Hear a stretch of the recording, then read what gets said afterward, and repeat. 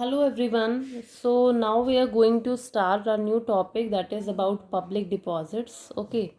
So in the previous video we have completed all kind of all sources of borrowed funds. So this is the last source of borrowed fund, that is public deposit. Okay so now we are here see public deposit क्या है। एक बात ध्यान रखना, ये वैसा deposits नहीं है जैसे हमने 4th चैप्टर में पढ़े थे, saving deposit, current deposit, recurring deposit. So it is nothing like that. Public deposit is actually a source of borrowed fund, as we all know. Public deposit जो है वो बोरोड फंड का ही एक source है। ठीक है, होता क्या है, सपोज ये कंपनी का रिप्रेजेंटेटिव है। ठीक है, he is a representative of the company. Who is he is a representative of company, company का रिप्रेजेंटेटिव है। And he is asking money from the general public. ये क्या कर रहा है, ये जनरल पब्लिक से पैसे मांग रहा है। ठीक है, यहाँ क्या कहता है, deposits that are raised by the organisation directly from the public are known as public deposits. The deposits that are raised by the organization directly from the public, मतलब कंपनी जनरली सीधा डायरेक्टली पब्लिक से पैसा मांग रही है, that is known as a public deposit. और indirectly you can also say कि जो जनरल पब्लिक है, these public are directly depositing their money in the company.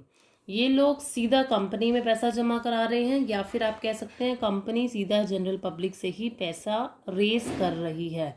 लेकिन कोई शेयर्स डिबेंचर्स नहीं है, यहाँ पर कोई वो वाली फॉर्मेलिटीज़ नहीं होंगी। It is very simple. कैसे सिंपल है, प्रोसीजर देखें सेकेंड पॉइंट पर। Any person who is interested in depositing money in an organization can do so by filling up a prescribed form। कह रहा कोई भी पर्सन जो इंटरेस्टेड है अपना पैसा जमा कराने में, वो कर सकता है, सिर्फ उसको एक फॉर्म फिल करना पड़ेगा। Like these are the person, okay, and these people are very much interested कि हम अपना पैसा इस वाली कंपनी में जमा कराएंगे। तो ये लोग आसानी से कर सकते हैं, सिर्फ और सिर्फ इनको एक फॉर्म फिल करना पड़ेगा। ठीक है, फिर क्या कहते हैं, जब ये लोग फॉर्म फिल करके कंपनी में देंगे कि हाँ जी हम इतना पैसा आपकी कंपनी में जमा करा रहे हैं, देन इन रिटर्न बदले में कंपनी भी इनको एज अ रिसिप्ट देगी, कंपनी इनको डिपॉजिट रिसिप्ट देगी।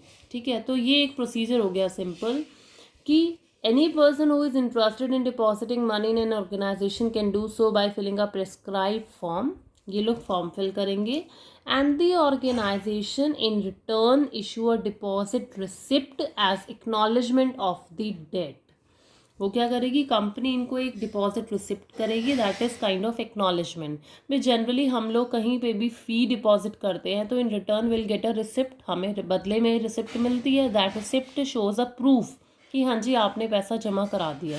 सो सिमिलरली यहाँ पर है कि अगर ये लोन दे रहे हैं कंपनी को, so in return company will issue a deposit receipt as an acknowledgement. ठीक है, फिर कहता है public deposits are beneficial to both the depositor as well as to the organisation.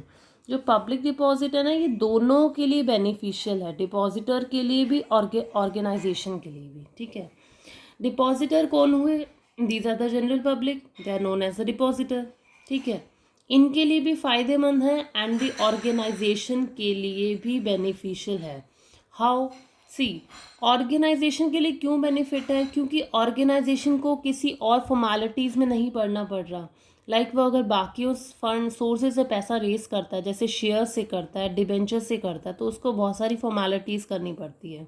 वही चीज़ फॉर्मेलिटीज़ जैसे प्रॉस्पेक्टस इशू करना, अंडर राइटर्स अपॉइंट करना, broker appoint करना, तो इसके लिए जो ये वाला सोर्स है, पब्लिक डिपॉजिट वाला सोर्स है, थोड़ा सा ईजी पड़ जाता है, आसानी से इसको मिल जाता है। ठीक है, इसके लिए बेनिफिशियल हो गया।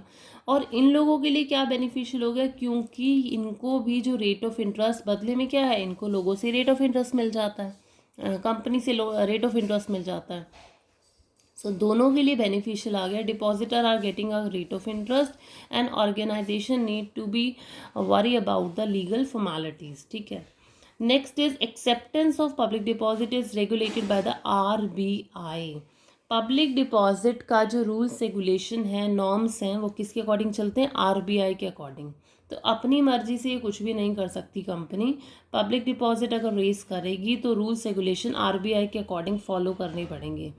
Why I have highlighted this word because it can come for your MCQ for your 1 mark question कि public deposit are regulated by which bank? So answer will be Reserve Bank of India. ठीक है। Next is companies generally invite public deposit for a period of 3 years.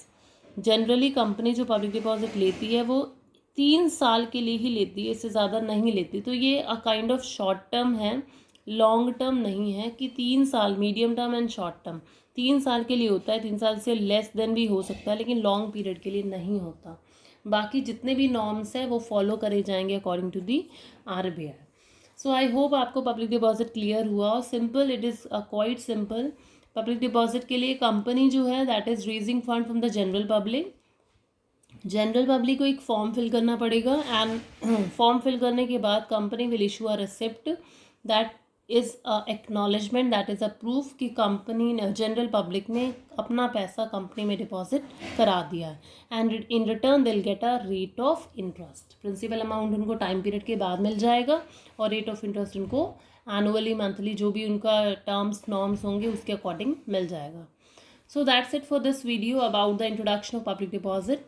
In an upcoming video, we will be discussing about the merits of public deposit. So stay tuned for that. Thank you so much.